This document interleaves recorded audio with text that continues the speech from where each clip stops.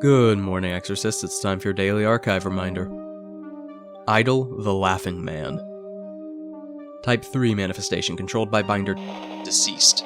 In captivity under the doctrine of John the Redeemer, record E3094. Popular online cult following would vote on targets for prank videos, production posting on dark web after choosing individuals of prestige and power, including celebrities. And located by seer after kidnapping of and death of well-known actor.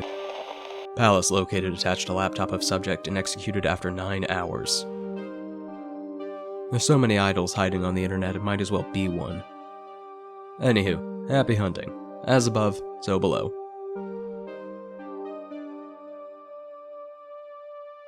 Welcome to the After Chats, where we continue discussing the archived sins of CAIN. A little more than just reading off the little bits we get. And this time we're talking about our third idol, the Laughing Man. Though, what is the reasoning of these chats? So, this is a good excuse to look through the different possible things that this sin can have. We don't have any further details about the host or the domains or other traumas outside of what we get in the initial description that was just read. So in short, a nice excuse to look through the mechanics again, the possible build, and for those playing as Exorcists to refresh themselves on what these domains are and the possible forms and signs these sins can have, because you are trained in recognizing this. So speaking of that, the traumas. This is difficult.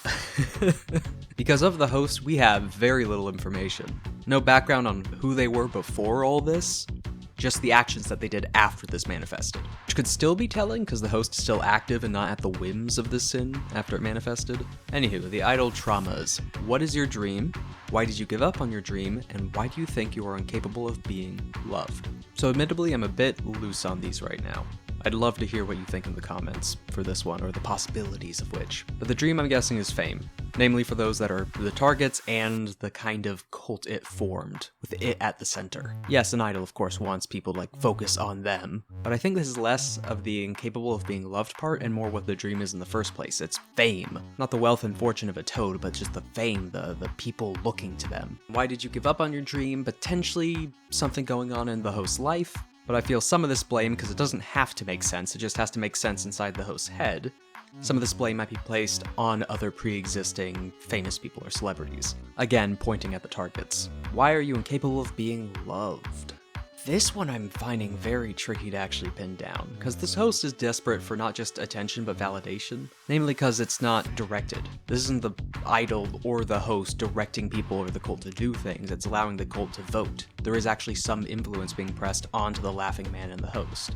I might be reading too much into the vote section of it, especially because those that are deep within the cult or the brief little shades of the idol, they might as well just do what it wants in the first place, but But the idea that they need to prove themselves, they need to be seen, they need to be shown, they need to get all those digital likes, metaphorically, not literally. We don't know the platform they're on, they're just showing these videos, the online popularity, the metaphorical upvotes, or literal. On to the manifestation, we have a type 3, we have someone that's bound. Or a sin that's bound, not someone. We have someone that's a binder, the sin is bound, who's both deceased now and also kept in captivity. I'm not sure of the logistics of that, but hey, that's what temerity's for. And strangely enough, with literally the word man in this is one of the few idols that doesn't take on a human appearance. At least one that we see. In the image that we get, it's only just its representation through a screen. In front of a victim, it's the only one we've seen actively be violent. The thing that's drawing attention is violence. The other two, it's manipulation or obsession over a specific figure. The Laughing Man is here to kill. Or I shouldn't say the Laughing Man is. I should say the binder is here to kill. The Laughing Man's just the tool, which is the scariest part about this entire manifestation and this entire archive is there was a person behind this. Not an accident, not caught up in the manifestation, but just wanting this. But playing into that online representation again, the binder or the Laughing Man as a whole, or that purposeful, large-scale humanoid figure, head, shoulders, knees, and toes, that whole thing. The Laughing Man might have not had any of that. It might have been our representation of people online. Think of a chat room, or think of a Discord for a moment, just that image that everyone is using as a profile pic. That could be the case of the Laughing Man. You never actually see a man, just that creepy-ass smile, which in a strange way is still a human representation or humanoid representation, just the form of a humanoid representation on the internet, where it's never there bodily, but the presence is there.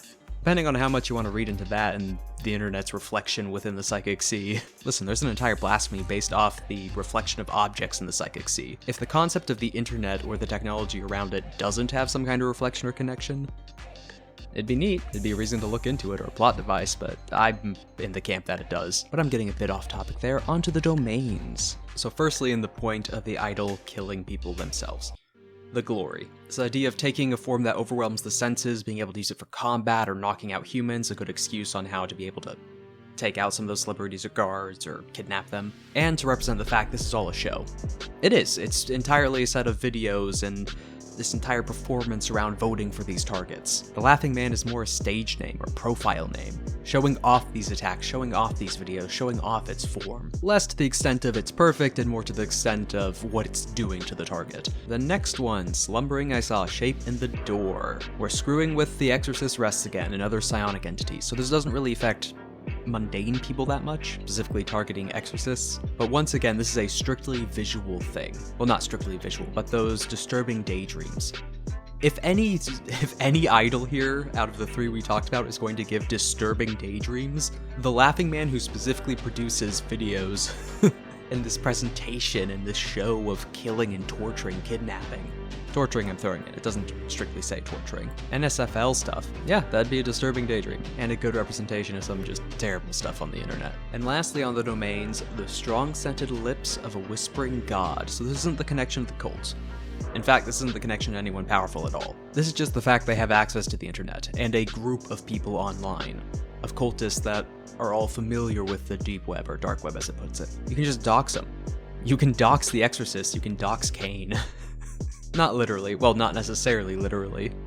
Could dox a safe house, that'd be funny. But just the idea of getting the local authorities on your tail. What was it? The World of Darkness had it somewhere of like, sneaking around in the past was one thing, but now everyone has a camera in their pocket. It gets difficult to hide. But in one last wrap-up of the domains, what these domains might represent in the traumas. The glory being that fame, that attention, that draw. Slumbering I Saw a Shape in the Door being the horrific videos that are made, that product. And then the strong-scented lips of a whispering god being the influence of that fame and power. Though while the domains were a bit finicky, trying to work it around the Laughing Man from the details we had, easy one for the afflictions, violent jealousy. Add to your agenda, let nobody else outshine you. And take stress every time they're doing well.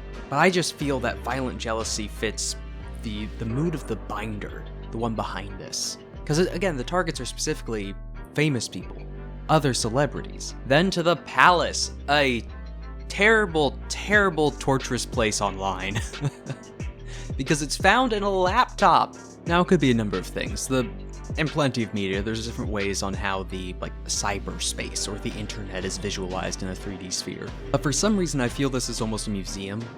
Or a zoo. The ones that aren't open, the ones that aren't on like a small field that was surrounded by a fence, the ones that have a glass wall in between. The idea that it's these sweeping halls and these different rooms and chambers, all these previous kills, every window a different angle of the camera, non-Euclidean entering into the same room. That the Laughing Man puts on a show. And you, in this execution, are the next subject of this show. Though this one went on for a while, but you tell me, what did you think of the Laughing Man? What did you think their palace would look like, the domains they'd have? The way they'd get the job done, because we don't get many details on how they actually affect the target. Again, a sin, even an idol that doesn't focus on combat, is still a sin. It's still very scary in combat. Never underestimate it. Yes, these domains make them powerful and scary, especially the ones like the Hound or Centipede, but even a sin with no combat domains can still kill you. Anywho, as one of our favorite tired temerity archivists would put it, happy hunting. As above, so below.